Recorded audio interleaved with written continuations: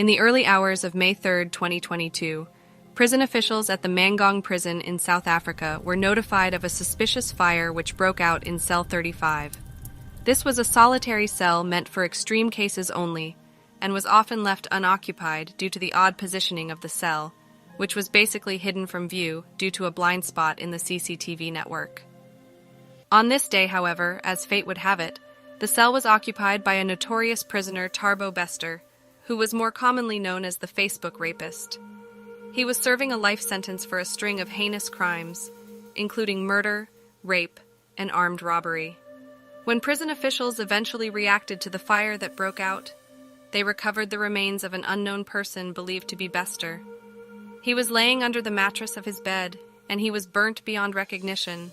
His death was originally ruled a suicide, and to be honest, many people rejoiced because they believed that justice had finally been served, as Bester wouldn't be able to hurt another person again. The supposed end of Thabo Bester's reign of terror brought a fleeting sense of peace to those who'd been affected by his actions. However, just 10 months later, a user on social media uncovered something so shocking and disturbing that it shattered any remnants of solace. As she mindlessly scrolled through social media, a user stumbled upon a seemingly ordinary photo. It depicted South African influencer and celebrity doctor Nandipha Magudumana shopping at the Sandton complex. The photo was taken by an admiring fan who couldn't resist capturing their favorite influencer in the moment. At first, it seemed like nothing out of the ordinary, but as the user gazed deeper into the image, a realization struck them. The man shopping alongside the doctor bore an uncanny resemblance to the notorious Thabo Bester. Despite a change in hairstyle and the use of sunglasses, a childhood friend of Bester's would later say that he was convinced that the man in the photo was indeed that of the Facebook rapist. The photo spread across social media platforms at lightning speed, igniting a firestorm of opinions and debates. Some argued that the man in the photo was undoubtedly Thabo Bester, while others vehemently disagreed. And while opinions were certainly divided, one thing that everyone could agree on was that it was impossible for it to actually be him, as Thabo died in the prison fire in May 2022. But as the debate raged on, cracks in the official story began to surface, and suddenly, nothing was certain anymore. The prison mugshot of Thabo Bester showed him towering at 5.6 feet, yet a leaked autopsy report claimed that the body recovered was that of an adult male standing at a mere 4.6 feet. The report also stated that the cause of death was blunt force trauma to the head, with no signs of smoke inhalation, leading to the conclusion that the person was already dead before the fire even started. The story was becoming more and more like a Hollywood thriller, where truth was stranger than fiction. The inconsistencies were eventually too great to ignore, and the public was left with more questions than answers. Had Bester really perished in the fire, or had he managed to escape? How had he broken out of one of South Africa's most secure prisons? And the most haunting question of all, who was the person found burnt beyond recognition in the cell? The public's demand for answers grew stronger, and it wasn't long before prison officials were forced to respond. The Department of Correctional Services has concluded that the body found in a Mangaung cell is not that of so-called Facebook rapist Thabo Bester. It says Bester escaped from custody in May last year. The department says there will be serious consequences for those found to have been involved in this escape. We found Bester. When did you find him? We find him, we sent to prison for life. No, but now he's escaped. We find Bester, yeah. Prison for life and 75 years. Yeah, where's he now? Bester was jumped out of correctional service, yeah. And we were chasing Bester for the second time. Yeah. As the police. But we will find Bester. Yeah. We're getting good clues. Thabo Bester was born into a world of darkness, his existence marked by tragedy and crime. Born on June 13th, somewhere between 1983 and 1986, his mother was only 16 when she was brutally raped by a local storekeeper who offered her a ride home after visiting her sister. He was subsequently raised by his grandparents, and from a very young age he seemed to be destined for a life of crime. When he was only 4 years old, his grandfather found him in possession of a large wand of cash, and after confronting Thabo, he told him that a neighbor had given it to him. His grandfather then took him to the lady's house, and when they got there, she didn't even know that the money was missing. A year later, when Thabo was 5, the owner of a local tavern confronted the family after Thabo admitted to stealing a bottle of coins from the family's home. By the time Thabo was 17 years old, he had already completed his first stint in prison. He was charged and convicted of house burglary and stealing from someone in the community. In 2004, he was released into the care of his mother, but his criminal tendencies continued to flourish. In 2005, just as social media was gaining momentum, Thabo Bester embarked on a new career as a con man. Posing as an international scout, he approached aspiring models online and promised to send them for auditions and arrange brand collaborations, all for a fee to belong to his fake agency. However, it wasn't just money that he took from his victims. He would gain their trust, meet some of them in person, and then rob them of their possessions. His scheme was eventually uncovered in 2009 when he was charged with fraud and sentenced to 3 years in prison. Despite serving only 2 years, he was released on parole in 2011, ready to wreak havoc once again. Shortly after his release in 2011, Thabo doubled down on his deceitful ways, taking his model agency scam to new heights. He continued with his scam of pretending to be an international scout, but now also forged paperwork to secure chartered planes, luxurious hotel rooms, and expensive camera equipment, all while providing fake payment receipts. He'd then fly down aspiring models with promises of success, only to rob them of their possessions and sell the expensive camera equipment he acquired. He was eventually nabbed at the end of 2011, where he was charged for robbing and raping 2 women. Thabo was then released on bond while the investigation continued. That same year, he also met an aspiring model and car saleswoman, Nomfundo Tihulu, who sold him a BMW. He once again posed as an international talent scout and quickly charmed his way into Nomfundo's life. The two became close and eventually dated for a short while, before Bester stabbed her to death at a bed and breakfast in Cape Town. He was arrested in 2012 and found guilty of the murder of Nomfundo Tihulu, as well as the rape and robbery of the 2 women in 2011. He was sentenced to life in prison with the possibility of parole after 25 years. Because for me, what's kind of striking is that, I mean, you have the 2 rapes that occur a week or 2 apart. And then the murder was how long after that? A week apart. It's as if all of a sudden something snapped and the whole ball game has changed, where it was purely in the past, financial conning, getting money, fraud, etc. It's as if it had gone on to the next level. And well, one thing I also feel like, I read the papers and I feel like they're talking about somebody else, not me. I look at these charges and I don't think it's me. That you're responsible for a death, but it not as a result of an intentional thing that you started out. I'm responsible for a death, yes, that's 100% correct. I'm not responsible for killing her. I did not kill her. If I'm sure if I wanted to kill her, I could have. I'm not a stupid person. I could have done it in a way that the cops wouldn't even know it was me. The rapes happened in a way that I did not know I was doing rape until I left the premises. Because if I knew I was doing rape, I could have covered myself up by using certain methods so that my fingerprints were not there and etc. So it only became known to me that I did rape when I left. So that's the way I feel about the 3 incidents. I'm sitting in a position where I feel I want this thing to pass as soon as possible. But I also, as a human being, want to be one day free. Despite the fact that I feel guilty and I feel that I'm wrong. Sure. The courts were well aware of Thabo Bester's dangerous nature, so they deemed it necessary to send him to the Mangong Correctional Services, a maximum security prison run by multinational private security firm G4S as part of a public-private partnership. Dubbed as an upscale, well-run, and highly secure facility, Mangong was the 2nd largest private prison in the world. This facility was supposed to be a place that even the most hardened of criminals would fear, but as you will find out later, the things that were allowed to happen here would make you sick to your core. But let's first start with the night of the inexplicable and suspicious fire. Fellow inmates at the prison said that Thabo Bester was a moody inmate who always seemed to be in a somber mood. However, in the days leading up to the fire, he was unusually happy, telling inmates that he wouldn't be around much longer. They thought it was strange but didn't pay too much attention to him. On May 2nd, 2022, without warning, Bester was removed from his cell he shared with other inmates and told he was being placed in solitary confinement. The reason for his removal wasn't revealed, but it was said that Bester was kicking and screaming, putting up a show. At 3 a.m. on the morning of May 3rd, an official reported a mysterious smoke coming from the wing where Thabo Bester was held.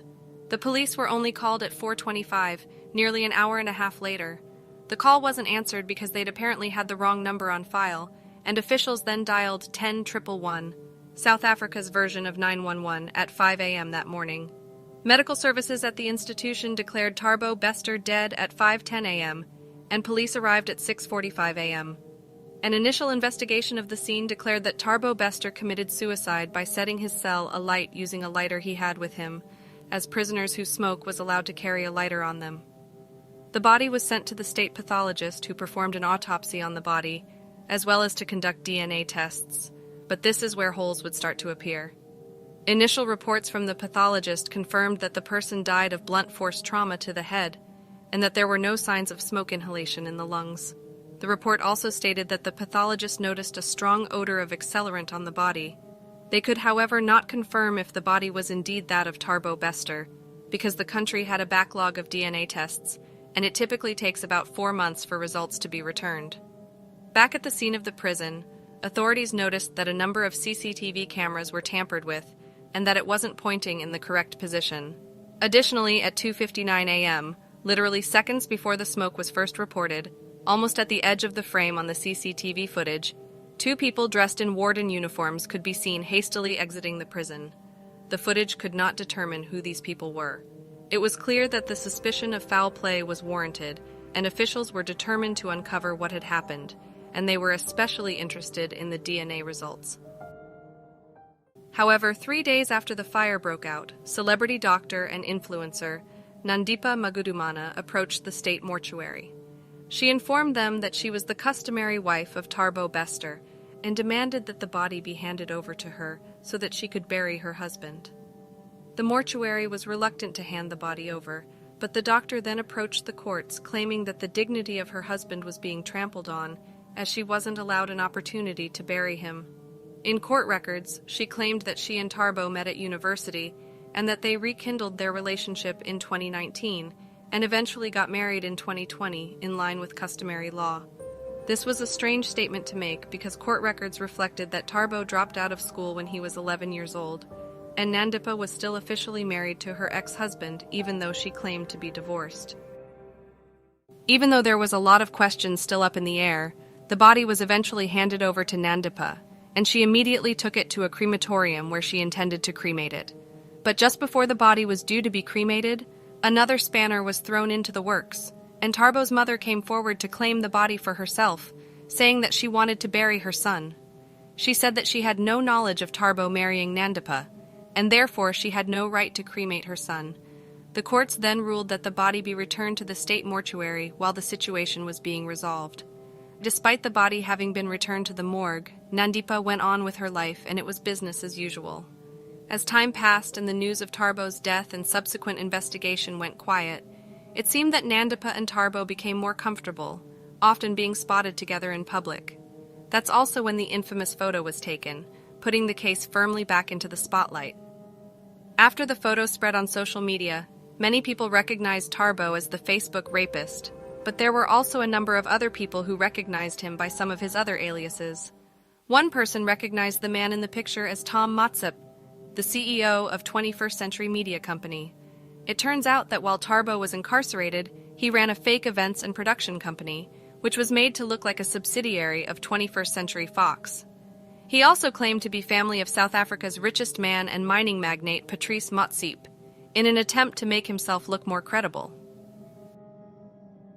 The company even had a glitzy launch at the Hilton Hotel in Sandton in 2018, and the event was attended by various celebrities and members of Johannesburg's high society.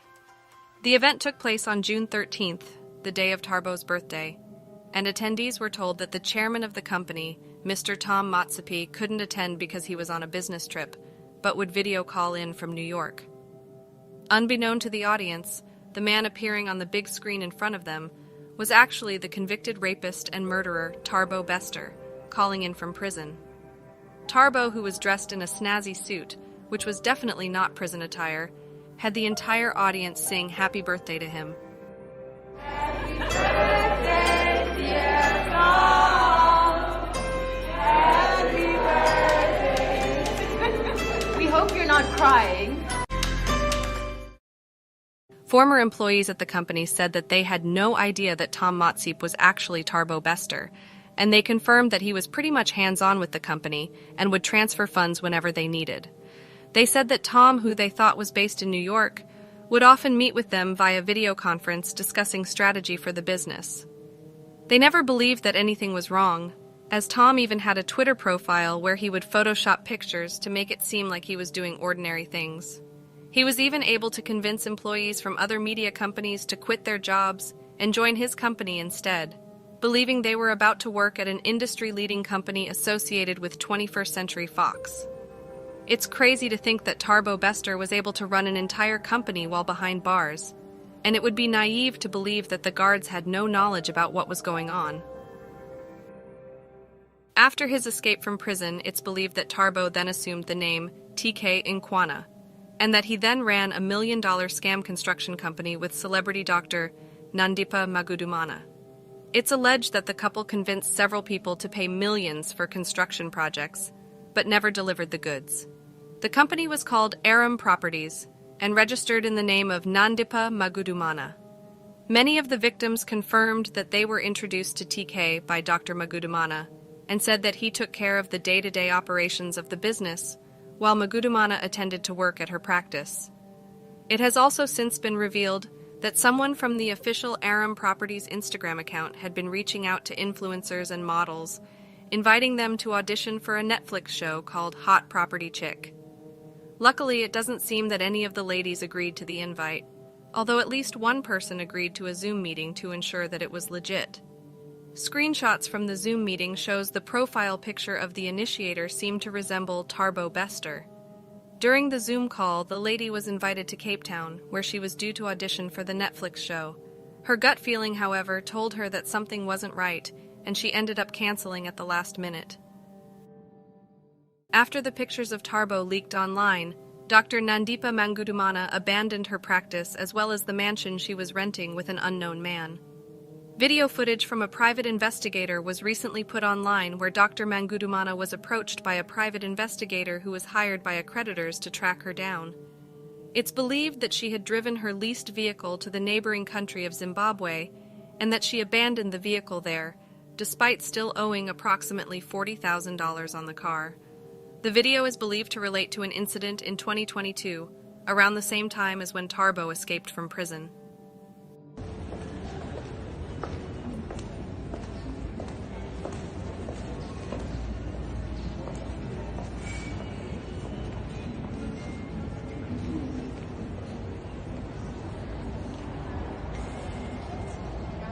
Dr. Nandipha. Hi. How are you, Marcy? How are you? Thanks. How are you? Can we sit? Yeah, you can sit down.